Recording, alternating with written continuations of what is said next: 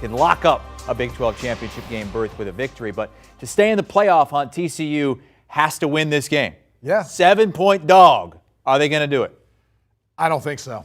I just don't. I think there's the secret to kind of what is going to be the problem. And one of the greatest storylines of this game is the fact that potentially the biggest influence on Texas winning this game is going to be the guy who helped build up TCU's program to what it is. That's Gary Patterson, who now works on the defensive side of the ball with UT. And it's incredible to think that, you know, the rush defense, I think we'll be able to stop or limit Kendry Miller along with Max Duggan. You look at just the way this TCU team has constantly had to come from behind. I mean, I was there last week in Fort Worth, watching them down going into the fourth quarter versus Texas Tech.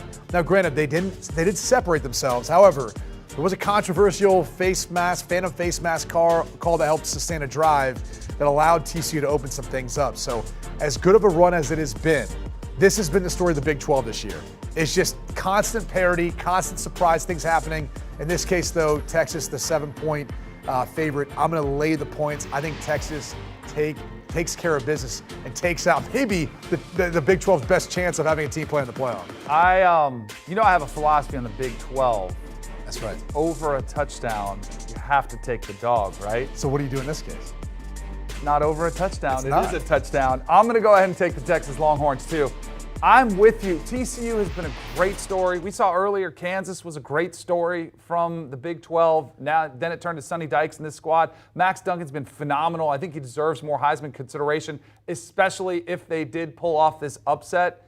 But this is, to me, is where Texas, the better roster from top to bottom, and also the more physical team. I think you're going to see a healthy dose of Bijan Robinson, who carried it 31 times for 206 last week. I think you'll see a healthy dose of Roschon Johnson as well in the backfield.